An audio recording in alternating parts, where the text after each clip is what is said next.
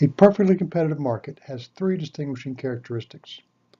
A large number of buyers interact with a large number of sellers. Large is not a precise number. Large means that each buyer and seller has such a small share of the market that no individual buyer or seller can affect the market price noticeably. The market for IBM Class A stock is a good example. Generally, the decisions of an individual to buy or sell shares affects the demand and supply so little that the individual can buy or sell as much as he or she wants without affecting the market price. Of course, the market price would change if many people decide to buy or sell. Second, the products offered by the sellers are perfect substitutes. When products are perfect substitutes, buyers always prefer to purchase from the seller with the lowest price. Products are not perfect substitutes when sellers differentiate their products by quality, reputation, location, or brand name appeal. A good example of sellers offering perfect substitutes is the market for IBM Class A stock. Buyers always prefer to purchase shares at the lowest price available, regardless of whether the seller is a large mutual fund or a little old lady from Pasadena. And the third characteristic is that entry into and exit from the industry are free. This means that incumbent firms do not have any advantages over new entrants. Both incumbents and entrants have access to the same cost structures and produce goods that consumers view as perfect substitutes. The market for IBM Class A stock is a decent example. Anyone who wants to enter the market as a buyer or seller can do so by paying a small transaction fee to a broker. While the brokerage fees are barriers to entry and exit, they are small. ManQ calls this type of market structure competitive. Most other texts call it perfectly competitive. I tend to use the two terms interchangeably. Unless I state otherwise, I'll often put perfectly in parentheses. Now, what are some examples of perfectly competitive markets? The best examples are markets for commodities and many financial assets. We talked earlier about the market for Class A stock. Another example is the wheat market, in which farmers sell. A large number of buyers and sellers exist because the wheat farmers compete with other wheat farmers around the world. Since the market is so large, even a large wheat farmer in the Midwest of the United States produces so little wheat that she could not increase the market price by withholding her crop, nor could she decrease the market price by doubling her output. Winter wheat is a commodity. A pound of winter wheat sold by one farmer is a perfect substitute for a pound of winter wheat sold by another farmer. And third, farmers can usually enter and exit the market freely. To exit, all a farmer must do is plant soybeans or corn instead of wheat. To enter, all a farmer must do is to plant wheat instead of soybeans or corn. Another good example is the federal funds rate of the federal funds market.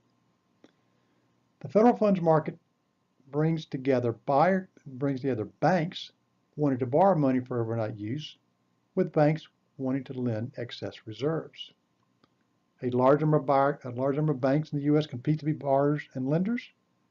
A dollar loaned by one bank is usually a perfect substitute for a dollar loaned by another bank. Entry and exit is free.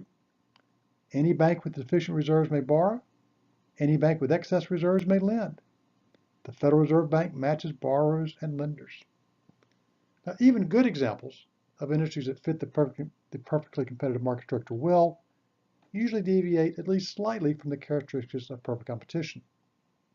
Here are some ways that the markets for IBM Class A stock, commodities, and financial assets deviates from those characteristics. As noted earlier, brokerage fees represent small barriers to entry in the market for IBM Class A stock. Sometimes government restricts how farmers can use their land, thereby creating barriers to entry in some agricultural markets. And sometimes a dollar from one bank is not the same as a dollar from another bank. During the financial crisis, for example, banks prefer to borrow from banks that are less likely to go bankrupt and will pay higher interest rates to banks that are viewed as safer. The second example is local to Richmond, Virginia. When South Africa practiced apartheid, the city of Richmond would not buy bullion gold from South Africa, even though bullion gold is the same gold regardless of where it's mined.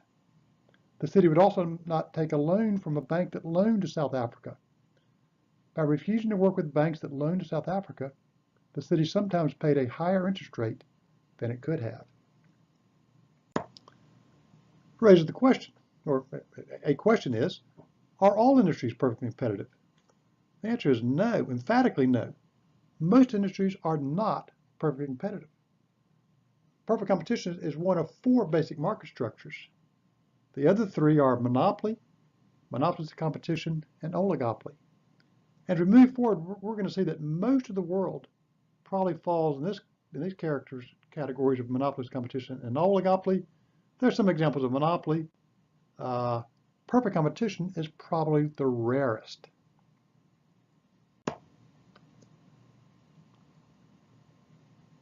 Important relationships exist between the market demand and the demand facing a competitive firm. These are now 2 different things. There's a demand for the product, and there's a demand faced by an individual seller.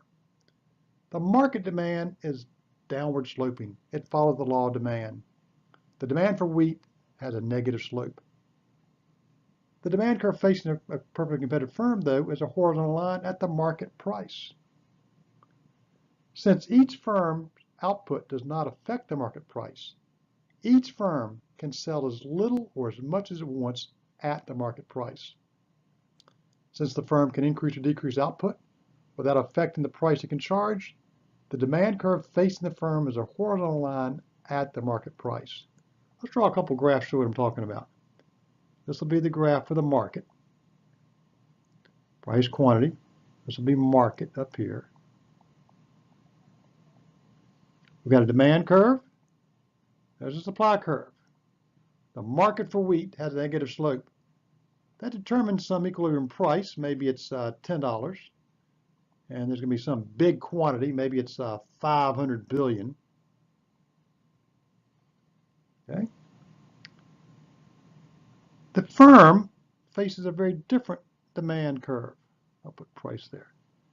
When the market price is 10, the individual firm can sell as little or as much as it wants at the market price of 10. Its demand curve is a horizontal line at that market price.